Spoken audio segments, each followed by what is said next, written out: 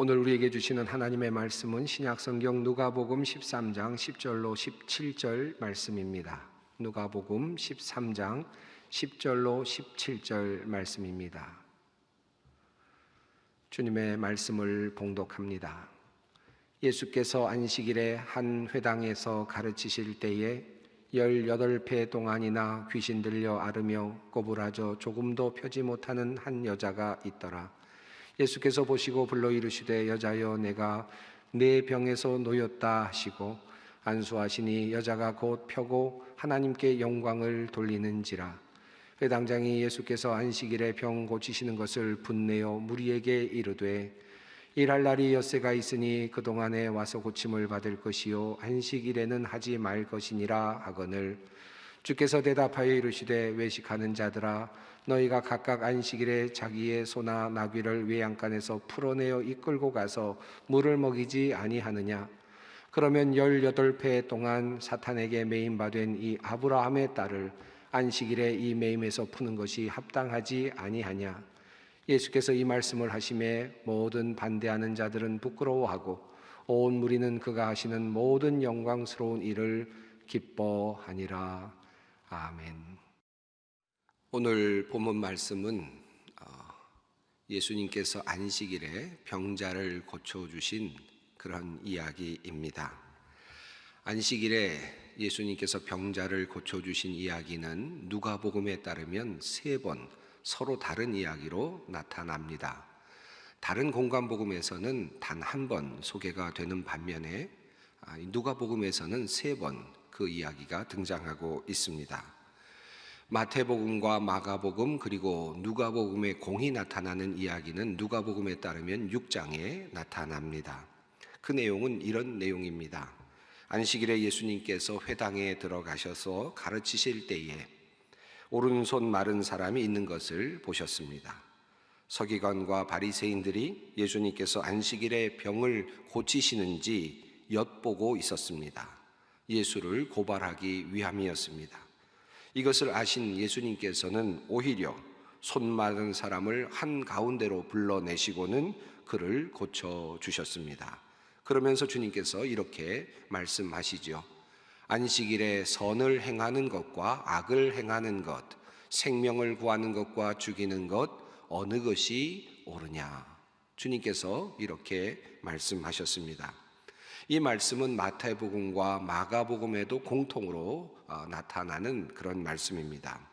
그런데 누가복음에는 이와는 다른 또 다른 본문 둘이 소개되고 있습니다. 오늘 본문 말씀이 바로 그 독특한 본문 말씀 중 하나입니다. 오늘 본문 내용은 앞선 누가복음 6장의 내용과 거의 비슷한 맥락으로 이어지고 있습니다. 내용은 이렇습니다. 예수님께서 안식일에 한 회당에 들어가셨습니다. 그곳에서 가르치실 때에 18배 동안이나 귀신을 앓으며 꼬부라져서 조금도 펴지 못하고 있는 한 여자를 보셨습니다. 그리고 예수님께서는 그 여인을 부르셨습니다. 그리고는 그에게 내가 병에서 놓였다라고 그렇게 선포해 주셨습니다. 그리고 안수를 하십니다. 그러자 그 여인의 몸이 곧게 펴졌고 하나님 앞에서 그리고 모든 사람들 앞에서 영광을 돌렸다라고 하는 내용입니다.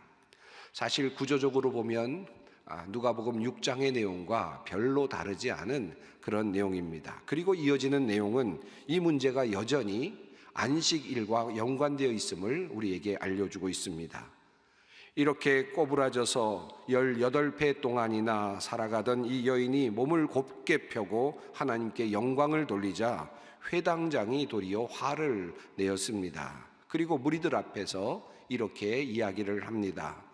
일을 해야 할 날이 엿새가 있으니 엿새 가운데서 어느 날에든지 와서 고침을 받으시오. 그러나 안식일에는 그렇게 하지 마시오. 그때 예수님께서 이렇게 대답을 하십니다. 너희 위선자들아, 너희는 저마다 안식일에도 소나 나귀를 외양간에서 풀어내어 끌고 나가서 물을 먹이지 않느냐.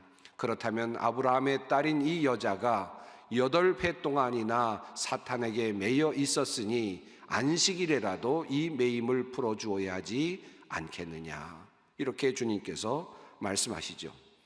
이렇게 말씀하시자 반대하는 사람들이 부끄러워하였고, 그리고 모인 무리들이 그것을 보고 기뻐하였다라는 내용이 오늘 본문의 내용입니다.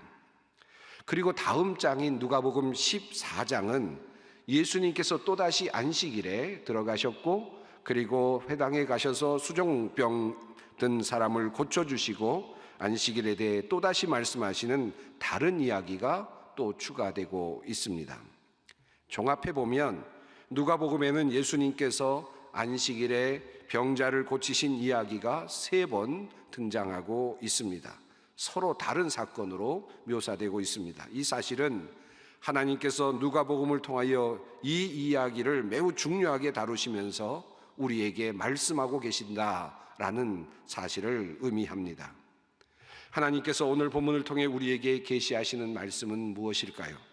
오늘 본문을 조금 더 자세히 살펴보면서 하나님께서 우리에게 말씀하시는 바를 함께 살펴보고자 합니다.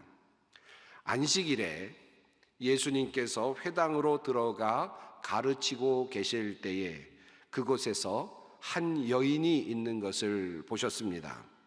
그 여인은 꼬부라져서 얼굴을 들지 못하고 있었고 하늘을 바라볼 수 없을 만큼 등이 굽어 있었습니다. 단순히 자세가 잘못된 것이 아니었습니다. 성경은 이 여인이 귀신 들려 앓고 있었다라고 그 이유를 알려주고 있습니다.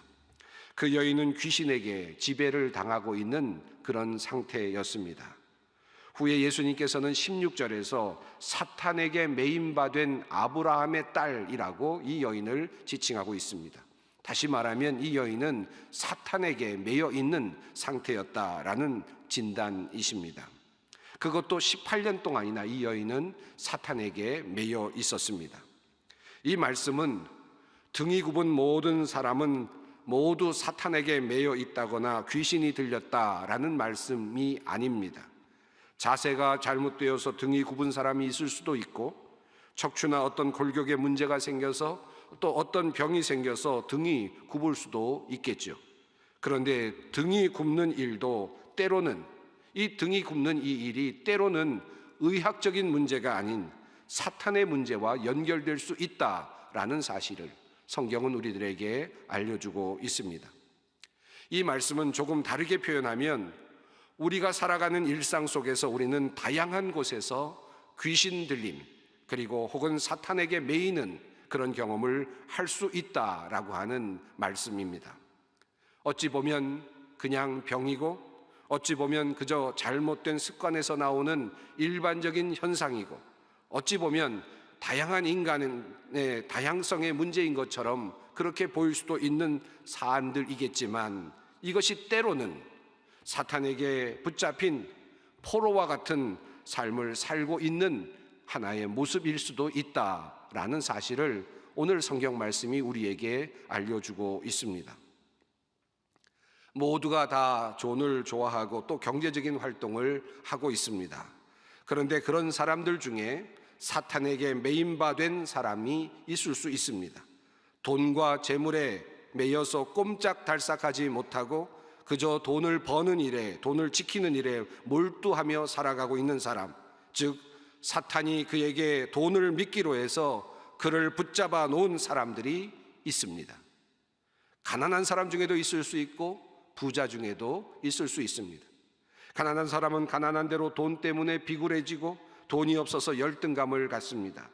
부자는 부자대로 돈을 빼앗기지 않으려고 강팍해지고 다른 사람에게 과시하려고 교만해집니다. 일상적으로 있을 수 있는 일일 수도 있지만 이것이 사탄에게 매인바된 그러한 삶의 모습일 수도 있다는 말씀입니다. 선거 때 돈을 뿌리며 정말 열심히 유세를 하였던 어느 후보가 낙선한 후에, 아주 오래전의 일입니다마는 후회하며 사람들에게 이렇게 말하는 것을 저도 들었습니다. 정말 그때는 무엇인가 홀렸던 것 같습니다. 무슨 짓이든 해서든 선거에 꼭 이겨야 한다는 생각뿐이었습니다. 그때는 어느 누구의 충고도 들리지 않았습니다. 우리가 사는 세상을 가만히 보면 많은 경우에 이와 같은 경우들을 보게 됩니다. 자신의 힘으로 자유롭게 살아가는 듯 보이지만 때로는 무엇인가 홀려서, 무엇인가 붙잡혀서, 무엇인가 매여서 그렇게 자기 자신 마음대로 살지 못하고 꼼짝달싹하지 못하고 그 힘에 눌려서 그저 함께 떠내려가는 그와 같은 인생을 사는 사람들이 상당히 많이 있습니다. 병원에 가면 많은 사람들이 병의 힘에 눌려 있는 것을 볼 때가 있습니다. 한번 병에 걸리면 좀처럼 그 힘에서 벗어나기가 어렵습니다. 모든 것이 병에 집중되어 있습니다. 병의 힘에 압도되어서 꼼짝없이 그렇게 병상에 누워있는 그런 사람들을 보게 됩니다. 병만이 우리를 그렇게 휘잡고 있는 것이 아닙니다. 정욕에 빠져서 이성의 매력, 그 힘에 압도되어서 정신을 못 차리는 그런 사람들도 있습니다. 사탄은 성적인 것 또는 정욕과 탐심을 매개로 우리를 붙잡고 놓아주지 않을 때가 있습니다. 쇠사슬에 묶인 사람만 자유가 없는 것은 아닙니다. 잘못된 사상과 이념에 완전히 묶여서 꼼짝달싹하지 못하고 있는 그런 사람들도 있습니다. 인간이므로 사상이 다를 수 있지요.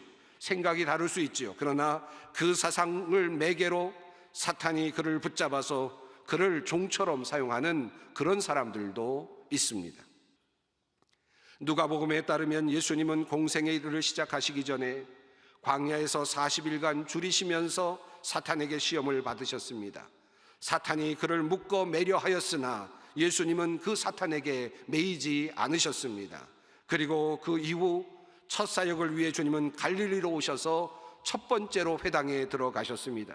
그리고 이사야에서의 말씀을 이렇게 읽어 내려가셨습니다.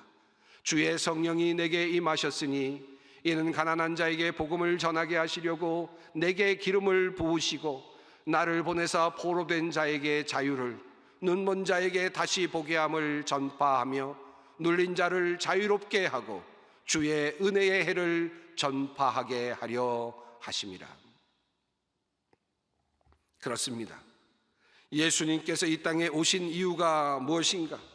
포로된 자에게 자유를 주시기 위함, 눌린 자에게를 자유롭게 하시기 위함이라고 주님은 스스로 이사야서의 말씀을 읽으시며 선포하셨습니다. 이것이 바로 예수 그리스도의 존재의 이유이며 또한 사명입니다. 오늘 여러분에게 이 말씀이 큰 은혜가 되기를 바랍니다. 보셨다.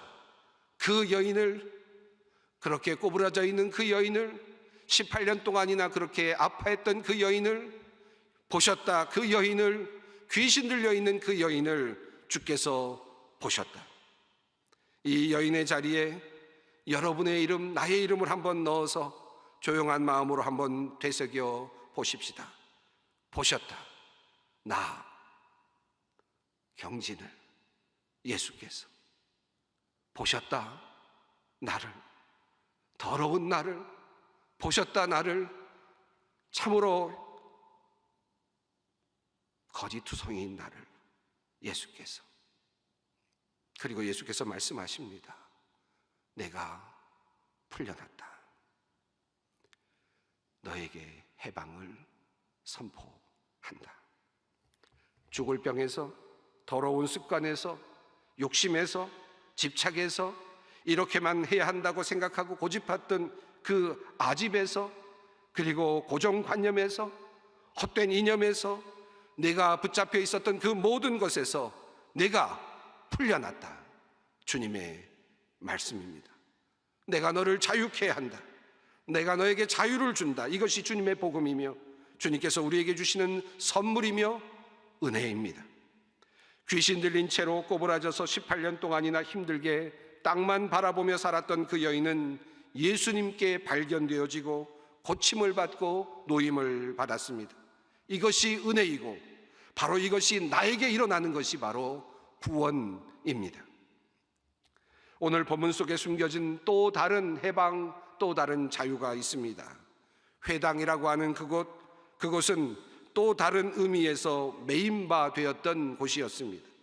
그곳은 사실 남자들만의 공간이었습니다. 여인들은 회당 안으로까지 들어갈 수 없었고 회당 뒷공간에 머물러야만 했습니다. 직접 말씀을 들을 수도 없었고 또 말씀 앞에서 말씀을 함께 토론할 수도 없었습니다. 회당에서 여자들은 찬양할 수조차도 없었습니다. 그런데 예수님께서는 어떻게 하셨습니까? 그저 안식일에 회당의 마당만을 밟고 지나가던 그 여인, 그저 땅만을 보면서 그렇게 18년을 주님의 은혜를 사모하면서 살아왔던 그 여인을 주목하시고 그 여인을 회당의 중앙으로 끄집어 내십니다. 그리고 그 여인을 모든 남자들 앞에서 안수하시며 그리고 그를 고쳐주십니다. 얼굴을 들게 하시고 가슴을 펴게 하시고 하늘을 바라보게 하셨습니다. 당당하게 하셨습니다. 그리고 그 자리에서 하나님께 영광과 찬송을 올려드릴 수 있도록 하셨습니다. 여자들에게 열려지지 않았던 공간으로 여인을 부르시고 그에게 안수하시며 그를 고쳐주시고 그 여인으로 하여금 회당에서 찬송하며 노래하게 하셨습니다. 묶인 것, 매인 것을 풀어내시는 예수님이십니다. 이어지는 이야기는 또 다른 매임과 예수님의 풀어내심의 이야기입니다. 안식일에 예수께서 여인을 고쳐주시자 회당장은 분노하였다고 성경은 말합니다. 그가 분노한 것은 거룩한 분노였을까요? 그는 아마도 그렇게 생각했을지도 모릅니다. 회당장의 말은 이렇습니다. 일할 날이 엿새가 있으니 그동안에 와서 고침을 받을 것이요 안식일에는 하지 말 것이니라. 그는 출애굽기 10장 8절로 9절에 있는 말씀, 하나님의 율법을 암시하면서 이렇게 말하고 있었던 것입니다. 즉 엿새 동안은 일하여야 하지만 안식일에는 모든 것을 쉬어야 하지 않는가라고 하는 안식일법을 지금 그가 들고 나오고 있는 것입니다. 사실 유대인들은 이러한 정신 아래서, 이 정신의 근거에서 안식일에는 생명이 위험한 경우에만 치유 행위를 하도록 그렇게 가르쳐 왔습니다. 이것은 인간적인 해석이었습니다. 그렇게 함으로 하나님을 올바로 섬길 수 있다고 생각했을 것입니다. 그들은 이렇게 안식일법에 매여 있었습니다. 그런데 주님은 말씀하십니다. 안식일의 기본 정신이 무엇인지, 왜 안식일에 가축들을 풀어주는지, 그래서 그들을 데리고 나가서 물을 먹이도록 하는지를 생각도록 하십니다. 주님 말씀하십니다. 너희가 각각 안식일에 자기의 소나 나귀를 외양간에서 풀어내어 이끌고 가서 물을 먹이지 아니하느냐? 너희들이 이곳에 나가서 자유롭게 그렇게 나귀들을 먹이지 않느냐? 안식일을 만드신 이유는 모든 것들이 노동에서 쉼을 얻게 하기 위함이었습니다. 모든 매였던 것에서 풀림을 받아 참 자유를 누리게 되기를 원하시는 하나님의 마음이 그 안에 담겨 있다는 말씀입니다. 그날이 안식일인데 도리어 인간은 그 안식일을 그렇게 묶어 놓았습니다.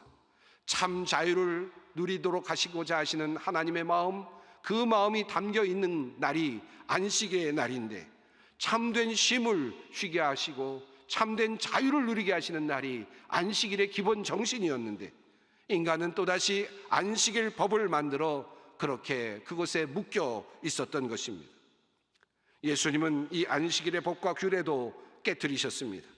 그리고 다시 그 안식일의 기본적인 정신으로 다시 돌아가도록 요청하셨습니다.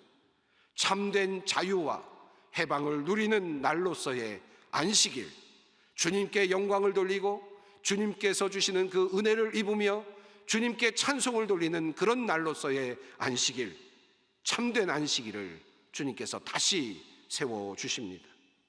여자이든 남자이든 모든 하나님의 피조물이 하나님의 은혜에 감격하여 어떤 장소든지 가리지 아니하고 구분된 장소 없이 함께 나와 노래하며 찬양하며 그리고 주님의 은혜에 감격할 수 있는 바로 그 안식일, 그런 안식일을 주님은 다시 말씀하십니다.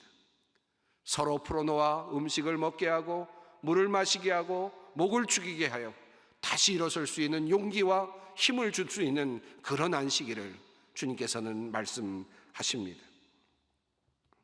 그러므로 예수님은 참된 자유를 주시는 분이십니다. 모든 것을 푸시고 자유케 하시는 예수님, 바로 그분이 우리의 주님이십니다. 우리의 구주이십니다. 그러므로 우리 주님께서 이렇게 말씀하십니다. 너희가 나의 말에 머물러 있으면 너희는 참으로 나의 제자들이다. 그리고 너희는 진리를 알게 될 것이며 진리가 너희를 자유롭게 할 것이다. 진리를 알지니 진리가 너희를 자유케 하리라. 참된 자유가 진리이신 예수님 안에 있습니다. 그 자유를 주시고 해방을 주시고자 주님께서 이 땅에 오셨습니다. 이 자유와 해방을 통해 노임과 그리고 풀림을 통해 하나님의 나라가 완성되어 가는 것입니다. 하나님의 나라가 어디 있습니까? 그 나라는 풀려가고 자유케 되는 그러한 나라입니다. 그러므로 이 이야기는 예수님께서 겨자씨와 누룩에 관하여 말씀하시는 하늘나라의 비유로 이어지고 있습니다. 오늘 본문 바로 이후에 붙어있는 말씀은 이러한 내용입니다. 하나님의 나라가 무엇과 같을까? 마치 채소밭에 갖다 심은 겨자씨와도 같다. 그것이 자라나 나무가 되고 결국 그곳에 공중의 새들이 와서 깃들이게 될 것이다. 하나님의 나라는 무엇과 같을까? 마치 밀가루에 넣은 누룩과 같아서 보기에는 작아 보이지만 결국 모든 것을 변화시키는 능력이 된다라고 그렇게 말씀하십니다. 하나님의 나라가 무엇일까요? 그 나라는 매임에서 풀리는 나라요, 포로된 것에서 해방되는 나라요, 약한 자가 강하여지는 나라요, 묶였던 자들이 풀려지는 나라입니다. 그 나라가 하나님의 나라입니다. 주님은 이미 그 나라를 이 땅에서 시작하셨고 그 일은 이제 이 땅에서 현재 진행 중입니다. 작은 것 같으나 결국은 크게 될 것이고 영향을 미칠 수 없을 것 같으나 결국 모든 것에 미치게 될 것입니다. 이 나라가 바로 하나님의 나라입니다. 이것을 믿음으로 바라보는 것이 중요합니다. 그러나 조급해서는 안 됩니다. 조급함에 매여서도 안 됩니다. 또다시 우리는 자칫하면 조급함을 통해서 사탄에게 매일 수도 있습니다. 그러나 우리는 믿음이 필요합니다. 믿음으로 이 나라를, 하나님의 나라를 기다리며 바라는 것입니다. 그리고 그 일에 함께 나서는 것입니다. 코로나19가 모든 것을 잠식하고 있는 듯 보이는 오늘의 현장입니다.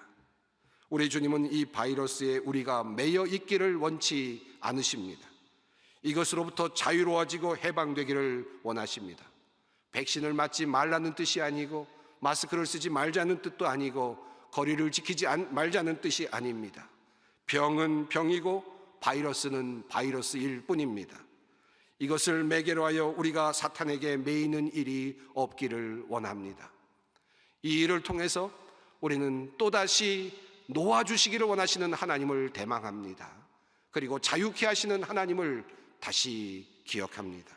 결국 우리를 자유케 하실 주님을 기억합니다. 우리는 이 믿음으로 살아갑니다. 보셨다, 나를 예수께서. 그리고 말씀하셨다. 네가 풀려났다. 이 말씀을 통해 우리 주님은 여러분에게 오늘도 위로를 주시며 희망을 주십니다. 기도하겠습니다. 사랑의 하나님, 보잘것없는 우리, 그냥 지나쳐도 되는 우리를 버리지 아니하시고 우리에게 다가오셔서 우리를 주목하시며 우리의 매인 모든 것을 풀어주시는 주님께 감사와 찬송을 드립니다. 참된 해방의 이 하나님의 나라를 우리 모두가 풍성히 누리며 기쁨으로 살게 하여 주시옵소서. 우리 주 예수 그리스도의 이름으로 기도드리옵나이다. 아멘.